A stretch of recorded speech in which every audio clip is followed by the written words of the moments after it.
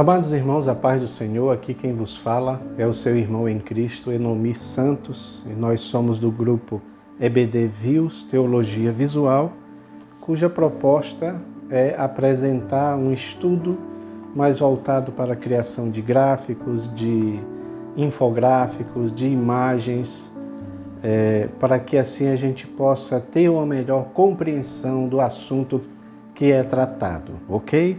Aqui nós estamos estudando a lição de número 11, a lição dos jovens, que tem o título Sétimo Sinal, Jesus ressuscita Lázaro. Seja muito bem-vindo, compartilhe esse vídeo. Você pode baixar também esse gráfico, esse mapa mental que nós fizemos para você acompanhar. Você pode dar como introdução a lição, você pode mostrar, porque nós estamos neste gráfico mostrando uma sequência dos assuntos que são tratados, porque se fala de uma história, não é, que aconteceu, então tem um início, um desenvolvimento e uma conclusão, ok, irmãos? Então, nós estamos estudando e eu gostaria, com esse infográfico, com esse mapa mental, de trazer uma abordagem mais prática, ok? Você pode, claro, incrementar com o que está na lição, com assuntos mais teológicos, mais informacionais, porém aqui nós queremos trazer uma abordagem mais prática, de maneira que possamos e que os jovens possam aplicar a vida deles, ok? Meus queridos, esse é o gráfico que nós fizemos, tá? Eu fiz aqui nesse quadro magnético e, como eu sempre falo, né, nós estamos fomentando bastante essa questão do pensamento visual, porque acreditamos nisso, na questão do pensamento visual, né? O pensamento visual é isso, são imagens, tá, que contam uma história. E eu gostaria desde já, tá bom, irmãos, a gente tirar esse preconceito, porque tem irmãos, tem pessoas aí que acham que esse tipo de abordagem é infantil, é juvenil, é voltado mais para os adolescentes. É também, mas este método é usado inclusive em empresas, tá? Para transmitir algum tipo de tema, algum tipo de assunto, tá bom? Exatamente pela dinâmica, exatamente pela forma como é feita. Todos nós sabemos que as imagens, elas são importantes para fixar o assunto na mente da pessoa, né? A mensagem que está se querendo transmitir. Então, aqui está esse infográfico, tá bom? Ele está disposto aqui em 8 pontos, tá bom? Eu sempre digo para os irmãos, para a gente atentar, irmãos, sobre a questão da leitura, né? Da leiturabilidade, do direcionamento da leitura. Então, às vezes ele vem assim, como se fosse um formato circular, sentido horário, tá bom? E às vezes ele vem no sentido Z, né? Da esquerda para a direita, de cima para baixo, formando um Z, que é esse caso aqui, né? Da esquerda para a direita, ele vem para cá, ponto 1, 2, 3, depois desce para cá, ponto 4, aí sim vem ponto 5, 6 e depois ponto 7 e ponto 8, tá bom? Então vamos lá, irmãos, para a gente ganhar tempo. A nossa lição está aí falando sobre esse tema, né? Esse tema você pode encontrar em João, capítulo 11. Aliás, é um assunto bem amplo, né? Toma muitos versículos, tá bom?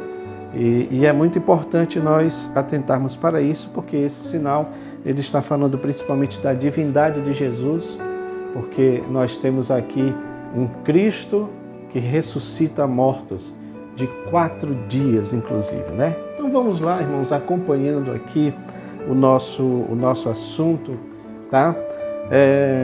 Primeiro quadro aqui nós temos Lázaro, amigo de Jesus. Aí, como você sabe, na lição fala, ele é natural de Betânia, né? De uma aldeia de Betânia.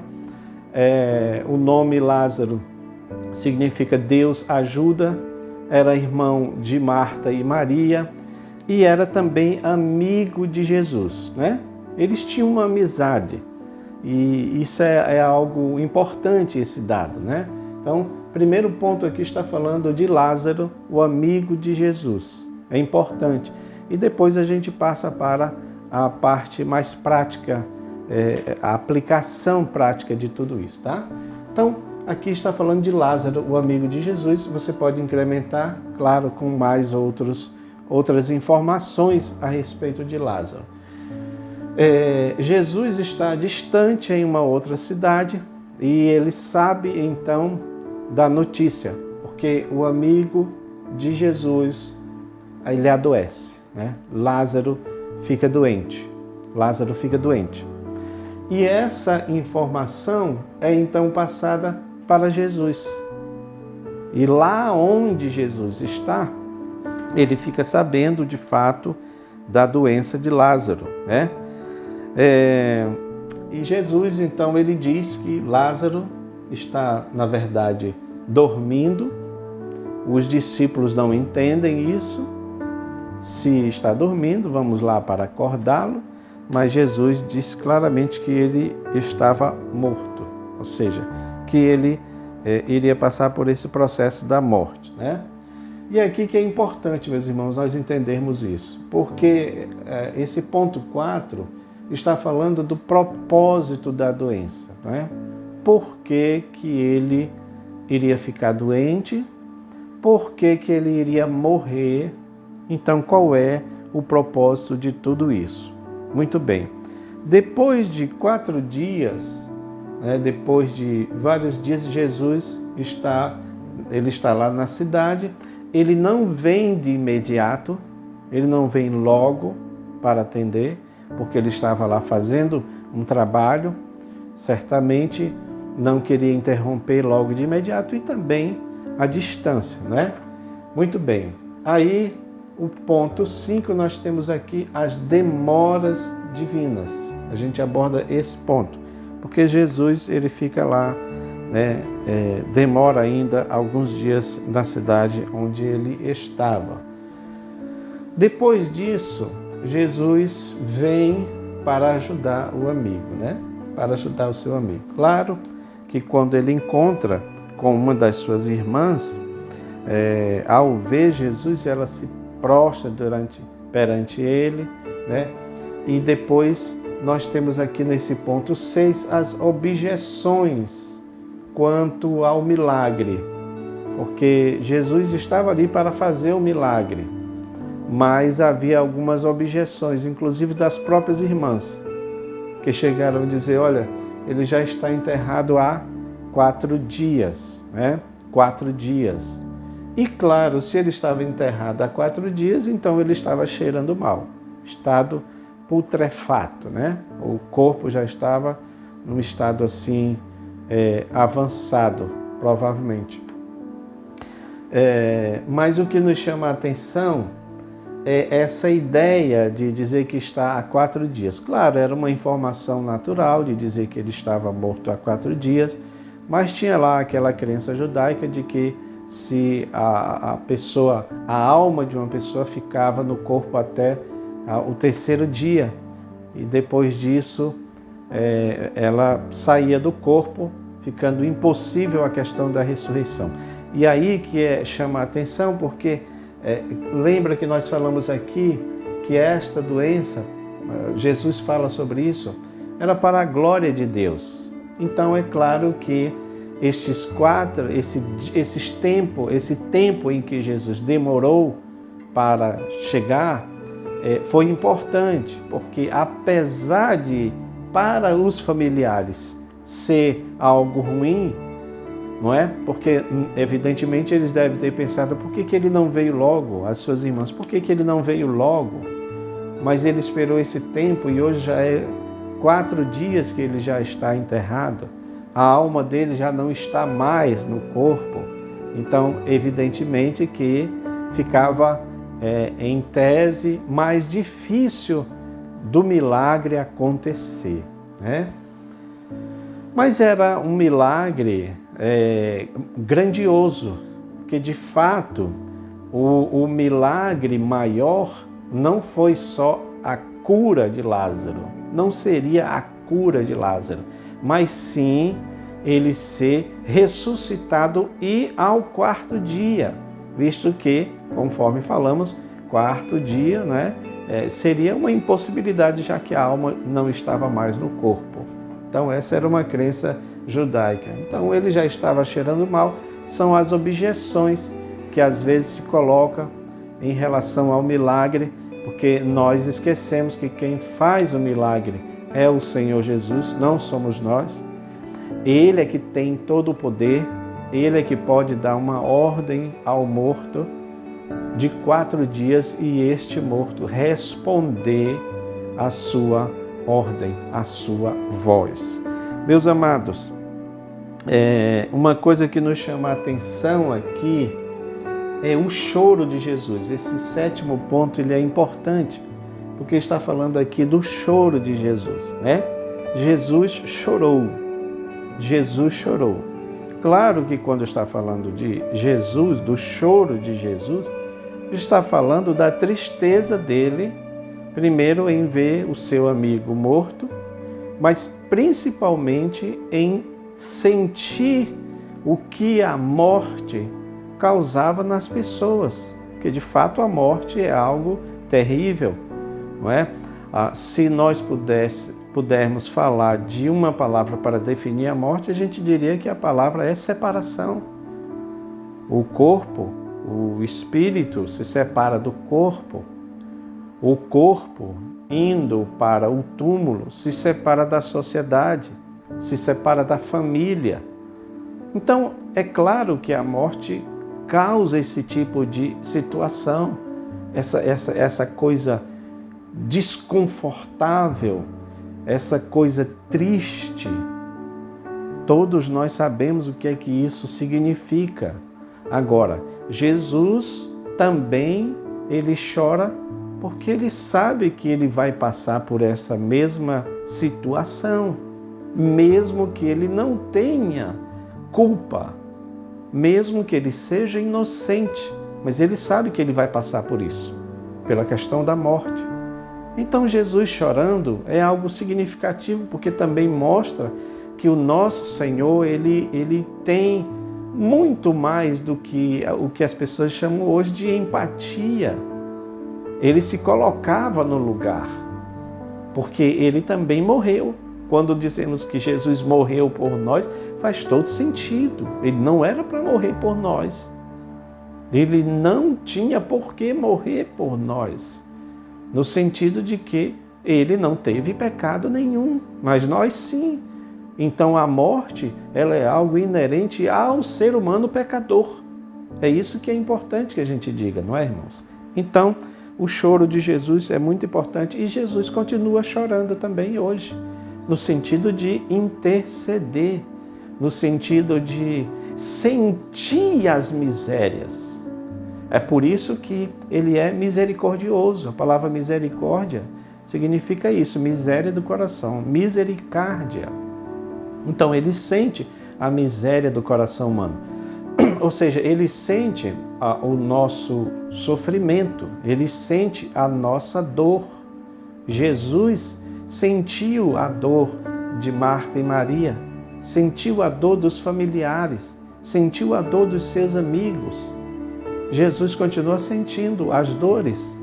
Jesus continua sentindo, por exemplo, as dores dos nossos irmãos missionários, dos nossos irmãos cristãos que estão ali sofrendo agora na Ucrânia, sendo bombardeada, sendo invadida por um país, não é?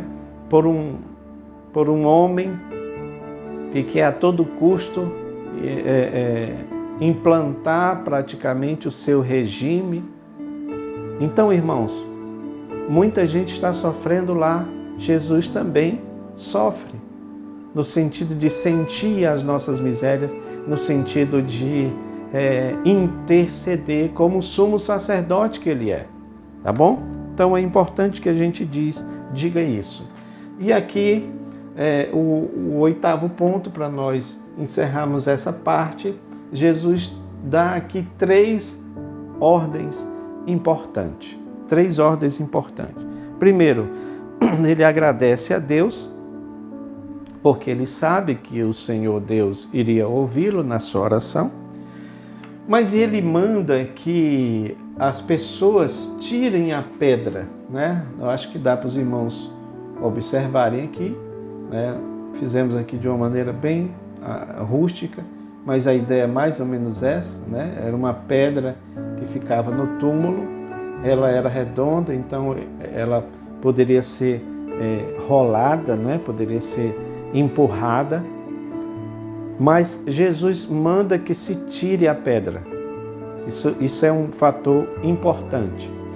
Depois que eles retiram a pedra, Jesus dá uma outra ordem para o morto de 4 dias, para o seu amigo Lázaro.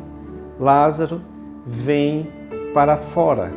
É muito interessante a ordem de Jesus, porque ele fala para alguém que está morto há 4 dias e muito provavelmente pelas Escrituras, Lázaro estando lá no paraíso, ele ouve a voz do Senhor e ele retorna, ele vem, assume ali o seu corpo, ressuscita e ele vem saindo conforme Jesus tinha mandado ele sair. Estava todo enfaixado, não é? Os irmãos sabem como é que acontece. Estava todo enfaixado porque fazia parte daquele processo, né, de colocar especiarias e tudo mais. Então ele estava ali todo enfaixado e a terceira ordem que Jesus dá é essa: desatem ele, deixe ele ir. Ou seja, não deixe ele enfaixado, desenfaixe ele e permitam que ele vá, porque agora ele estava vivo. O morto, o que estava morto, ressuscitou. Isso é maravilhoso, irmãos. Isso é maravilhoso. Meus amados, agora, para a gente aplicar isso aqui na nossa vida, que é isso que eu gostaria de tratar com os irmãos, né? Que os professores também pudessem fazer essa parte mais prática, porque é importante, né, nós aplicarmos a palavra de Deus à nossa prática. Primeira coisa que nós aprendemos aqui, primeira lição importante é esta amizade com Jesus. Porque ele disse para o discípulo: eu não chamarei vocês mais de servos, mas chamarei vocês de amigos. Então isso está falando de digamos assim, você passar de um grau de relacionamento ainda maior. Então é muito bom ser amigo de Jesus, é muito bom ter Jesus como nosso amigo, é muito bom também imitarmos a Jesus como amigo, sendo amigo como ele é, amigo fiel, amigo verdadeiro, amigo que fala a verdade, não é? Que o amigo não é só aquele que dá tapinhas na costa, dá abraços, mas fala a verdade quando for necessário. Fiéis são as feridas feitas pelo amigo, por aquele que ama, está lá em Provérbios. Então é importante nós entendermos esta amizade com Cristo. E aí, professor, e aí, aluno, você é amigo de Jesus? É muito importante, né? Nós aplicarmos isso na nossa vida. Uma coisa que a gente precisa entender também, segunda lição que a gente aprende, é que a nossa amizade com Jesus não nos isenta de problemas. Não é porque Jesus é o nosso amigo que nós estamos isentos de problemas. Não. Ele mesmo disse: no mundo vocês terão aflições. Falou isso para os discípulos e, consequentemente, para todos os seus discípulos, que somos nós. Somos amigos de Cristo, sim, mas vamos muitas vezes passar por mares turbulentos, assim como os discípulos passaram, estando Jesus dormindo no barco. Já falamos também sobre isso. Não é pelo fato de Jesus estar no barco que nós não teremos mares turbulentos. Sim, as tribulações vão nos alcançar, os problemas vão nos alcançar, mas esta amizade, este laço de amizade com Cristo é o que é importante, Porque enquanto Abraão poderia ser tido como amigo de Deus, o mesmo não poderia ser dito de todo Israel, porque, vez por outra, eles se afastavam do Senhor para adorar outros deuses. Então, ser amigo de Deus implica em ser fiel a Ele. Isso é amizade. E é claro que a infidelidade vai gerar também problemas. Nem sempre só por isto, não é? Porque você pode ser fiel, mas ao mesmo tempo também passar por problemas grandes. O que importa é saber que este amigo está conosco em todos os momentos, tá bom?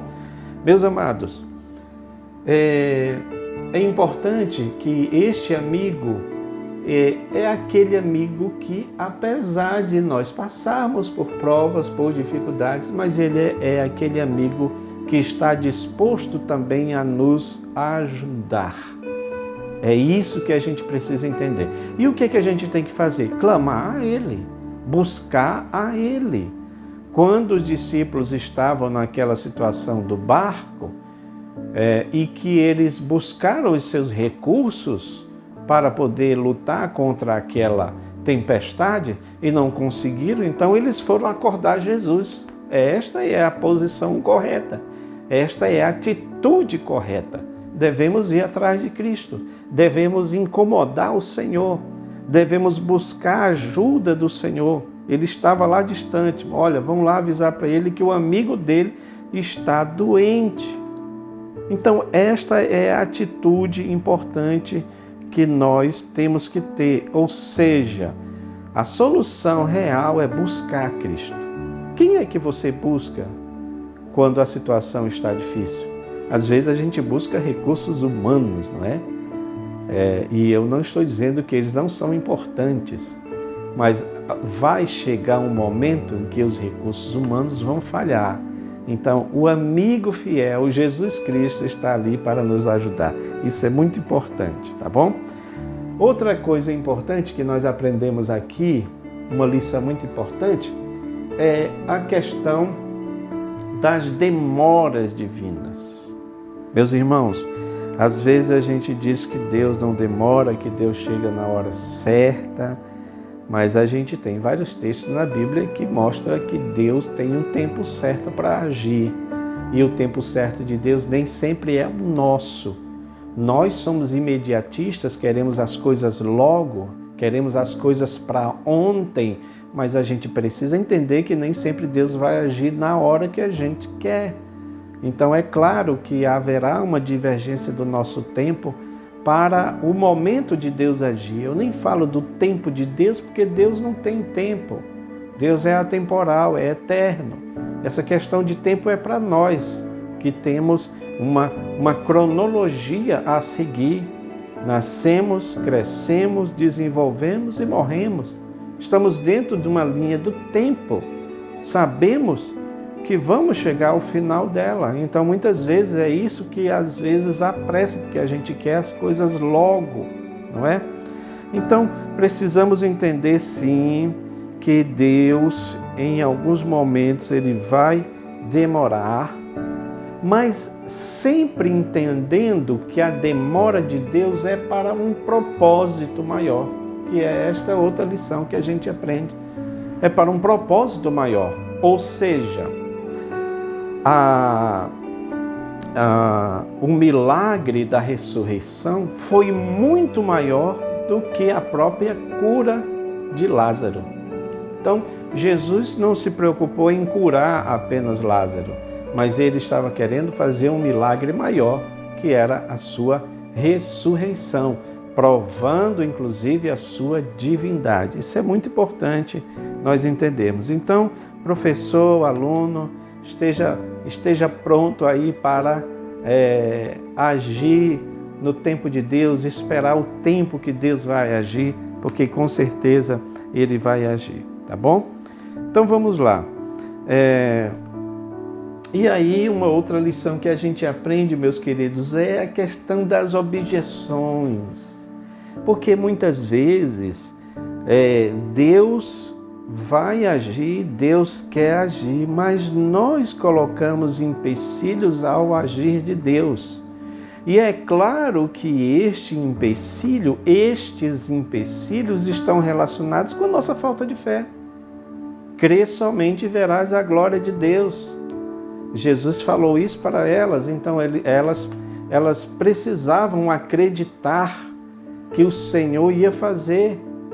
Claro que elas pensavam que essa ressurreição, porque Jesus, teu irmão há de ressuscitar, eu sei que ele vai ressuscitar no último dia, ou seja, ela estava ainda projetando a ressurreição, aquele milagre que vai ser, aquele milagre coletivo da ressurreição no tempo do arrebatamento da igreja, para o futuro.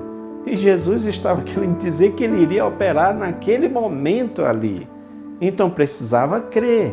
Não é momento de colocar objeção, de colocar empecilho. Então veja bem, não vamos colocar objeções ou empecilhos naquelas coisas que Deus vai agir, que Deus vai trabalhar, tá bom? Então vamos entender isso daí. A lição que eu achei importante, eu acabei já falando para os irmãos, foi o choro de Jesus. Já tinha falado lá atrás, como Cristo se importa conosco, como Ele sente as nossas misérias, Ele sente as nossas dores, Ele sente o nosso sofrimento. Isso é muito importante, viu, irmãos? E é por isso que é importante mais ainda você saber que Cristo sente, saber que Cristo, Ele chora conosco. Eu sei que às vezes a gente quer uma ação imediata para alguma coisa que está acontecendo, mas muitas vezes o que vai vir é o consolo de Deus. Precisamos aprender a receber o consolo de Deus, e o consolo de Cristo é o choro dele por nós, é a intercessão dele por nós, nos dando força, nos dando ânimo, nos dando encorajamento. Então, professor, aluno, também precisamos chorar. É por isso que Tiago fala: converta-se o vosso riso em pranto, em choro, não é? Existe uma mensagem muito linda aí do pastor David Wilkerson que ele fala sobre isso, né? Que a igreja hoje não chora mais, né? A igreja não tem mais esse sentimento de intercessão, lamentar e chorar. A palavra de Deus fala sobre isso. O nosso Cristo foi um Cristo que chorou. E quando Ele chora por nós. O choro de Cristo é um choro de intercessão, é o mesmo nosso. Por isso que no Apocalipse você vê lá as taças com as lágrimas dos santos do Senhor. E por que eles choram? Choram por restauração, choram para que Deus venha resolver o problema na humanidade, choram para que o Senhor salve almas, choram para que o Senhor liberte almas, choram para que o Senhor opere, continue operando os seus milagres, principalmente o da salvação, mas também que Cristo volte. Por isso que a última oração é essa: Maranata, ora vem Senhor Jesus. É por isso, meus irmãos, que nós precisamos entender o choro de Cristo refletido também na nossa vida. Meus amados, para nós encerrarmos aqui a 8ª lição que eu acho importante aqui, são 3 pontos que nós precisamos entender, né? Deus exige de nós a parte que nos cabe. Jesus tinha poder para remover aquela pedra, mas ele diz que tirai a pedra, ou seja, essa parte são vocês que devem fazer. Então, não adianta nós transferirmos para Deus responsabilidades que são nossas. Foi como eu disse no artigo que escrevemos. Eu gosto muito do hino da Aline Barros, né? Remove a minha pedra, mas na verdade não poderia ser, porque se é a voz ali de Jairo falando, de Lázaro, não poderia ser. Ele estava morto, então não teria condições de falar. Mas aí o que acontece? Essa pedra é nós que temos que remover. responsabilidade humana, responsabilidade, porque às vezes nós queremos que Deus faça tudo, tá bom, irmãos? Mas entenda isso, a parte que está dentro das nossas capacidades, das nossas limitações, nós precisamos fazer. Mas a parte que cabe a Deus, nós não conseguimos, nem tentamos, porque não vamos conseguir, né? Mas Ele exige que a nossa parte seja feita. E aí, uma coisa que me chama a atenção aqui também é que uma lição importante é que o mundo dos mortos não pode resistir à voz daquele que criou todas as coisas, a saber, Jesus Cristo. Tudo foi feito por Ele e para Ele, sem Ele nada do que foi feito se fez. E é esse mesmo Cristo que vai voltar outra vez. E a Bíblia diz que os mortos ouvirão a sua voz. Aleluia!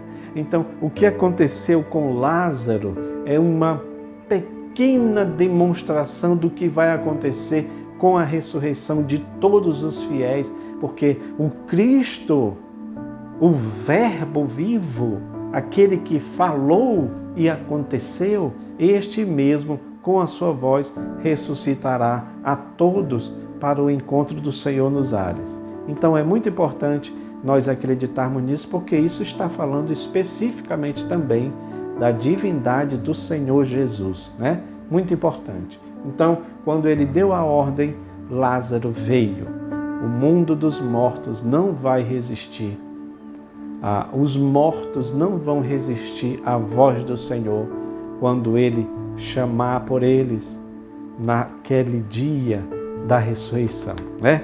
Meus amados, para a gente encerrar aqui, devemos entender esse desatar, porque interpretando espiritualmente, as pessoas que estão mortas, digamos assim, no sentido espiritual, quando elas ressuscitam, elas precisam de uma ajuda, de uma força, de um reforço. E esse reforço é exatamente os cristãos, especialmente os professores que vão fazer esse trabalho de desatar essas ataduras, né? Tirar essas faixas para que a pessoa possa voltar à vida novamente. E muitas vezes eu posso aplicar assim que isso é entendido como, por exemplo, o trabalho que fazemos de instrução da palavra de Deus, né? Então, meus queridos, eu espero que tenhamos sido bem sucinto, que Deus abençoe você e continue apoiando o nosso trabalho, orando por nós, nos abençoando com as suas orações e também os materiais estão aí, você pode baixar, tá bom? E dessa forma você ministrar a sua aula para a glória e honra do nome de Jesus. Que Deus em Cristo vos abençoe. Amém.